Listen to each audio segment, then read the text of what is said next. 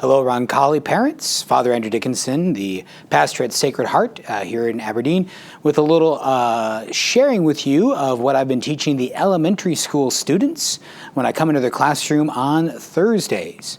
Again, just my desire to let you share in the good things your students are hearing, and this way you can help reinforce with them what they're learning about prayer in the Christian life as part of their Roncalli school experience. So I've been talking to them about prayer and talking to them about their hearts. Their hearts as maybe a synonym for their soul, but the heart as a place of deep decision within their life, and also a place where they experience things.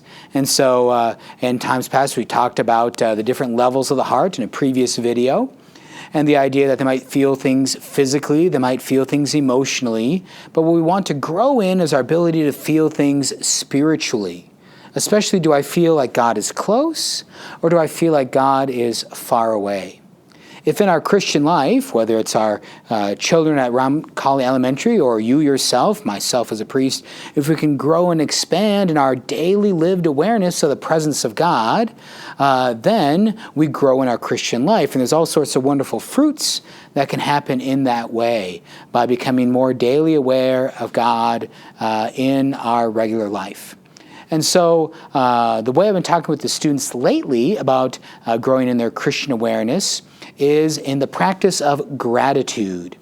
In fact, I've been challenging the students to make a daily log of gratitude. All of the students at Roncalli Elementary have a daily planner with all these little spots for each day, and maybe not a lot of things to go in that planner. So I've asked them with their teacher's help, and according to their age and their grade, is to write down a few things each day that they're grateful for. A few things each day that they're grateful for. With the younger grades, it maybe be around 5, but when we get to the 5th and 6th graders, 7 to 10 things a day. Maybe you would try that challenge to see if you can make a note each day of 7 to 10 things you're grateful for each day. Now, if you talk to your students about this, one thing you'll notice is that the gratitude, we have a definition for gratitude. Gratitude is something they're thankful for, and they're thankful to someone. So they're thankful for something or thankful for someone, but they're also thankful to someone, to be true gratitude. And of course, in prayer then, the person we're grateful to is God, the Holy Trinity, Father, Son, and Holy Spirit. We're grateful to Jesus. And we express that gratitude to God in prayer. But first we have to learn to be aware of the things for which we're thankful. And so that's that whole point of a daily practice of gratitude. Now, what the students experience is, and what I encourage them on, is to make sure their gratitude is specific.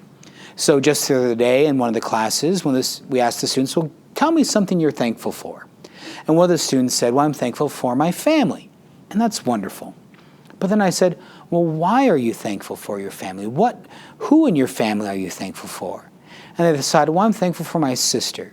I'm like, oh, well, why are you thankful for your sister today? And they said, well, I'm thankful for my sister today because they said I looked good in my outfit. What a wonderful thing, right? A compliment paid by one sibling to another awakens that idea of gratitude. And then we said, okay, then we want to learn to thank Jesus for that sister's kind compliment. Right? Jesus, thank you for my sister who loves me enough to tell me I look good when I look good. Right? So that's what we're trying to teach them, this specific gratitude. They can be thankful for puppy dogs and butterflies, but that would be general and not applying to their daily life. But if they're thankful for their dog Fido, who tackled them at the door and licked their face for 5 minutes after a tough day of classes, well then yes, be thankful for Fido. And don't just be thankful for family, but be thankful for your dad who taught you how to say a new prayer today. So I hope you're catching on this idea of practicing gratitude.